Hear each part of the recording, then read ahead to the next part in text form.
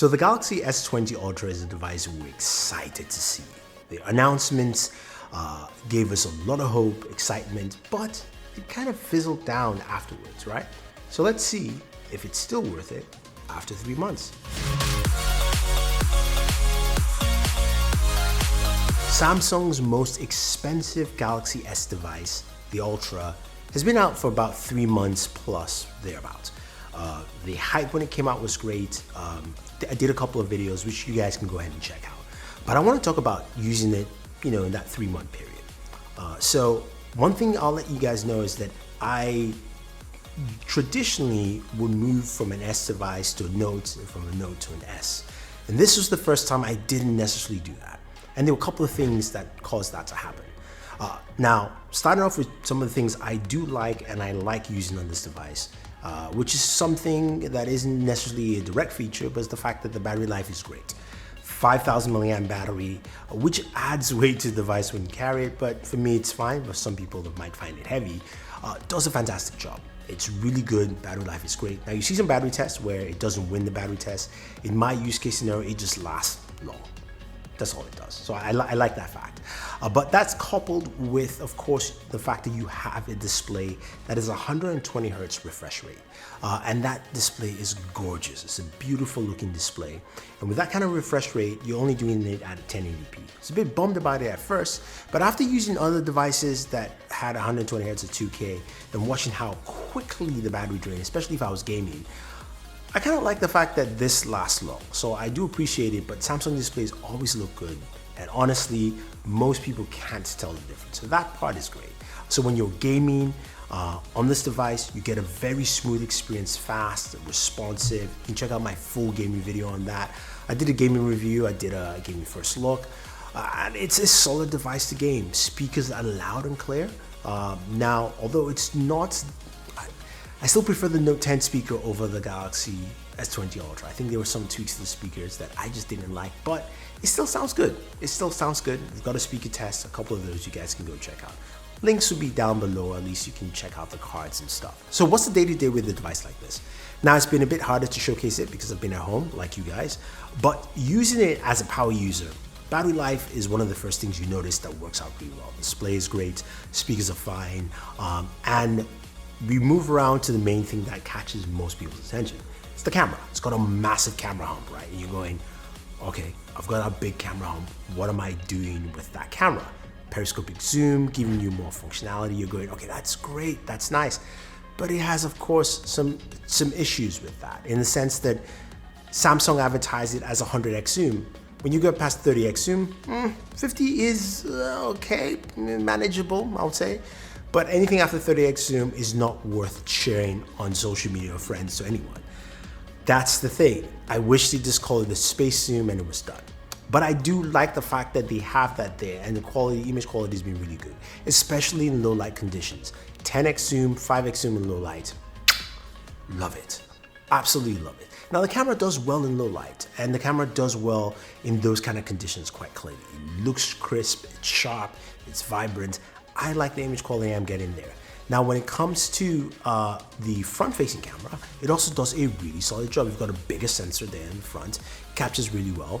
One of the things a lot of people will mention is the camera can be a little bit contrasting, which is great for me. When I take pictures of myself or anyone who's like me, who's darker skinned, who's black, it comes out really well. I like the image quality it produces.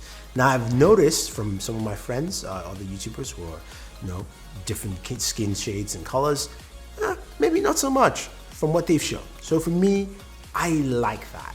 What I don't like, and what Samsung is having a hard time fixing, is the autofocus. Now, Samsung cameras are known to have that dual pixel autofocus, which is just super fast, sharp, it's vibrant. I mean, it's just great. With this device, initially when it launched, focusing was an issue, especially at nighttime. It just was trying to find things left and right. It's gotten better. They've actually gone ahead and tried to fix that, and you can see it does a much better job trying to focus on an image or an object when you're using it. But it's not as fast as it should be, and it's taking some time. I think one of the things that I didn't like was Samsung wasn't clear on updates. We didn't hear officially that, hey, look, something's coming up. You know, we've heard like OnePlus and other companies mention that. Samsung, which traditionally would say, hey, there's something coming, just didn't. And that part for me was a bit disconcerting. But I'm glad to see those updates and coming, and hopefully it fixes that. Now, a lot of people don't like that because this device is called an Ultra. When you have an Ultra device, it should be here above everyone else. And when you compare the cameras, and you can check out my camera comparisons, it's a closer race than that. And when you look at the other features, it's still a closer race. So is it worth getting an Ultra? And we'll answer that question when we get to the end of this video. Now, when it comes to other things like the ultrasonic fingerprint sensor, it's so much improved. It really is good. It's solid.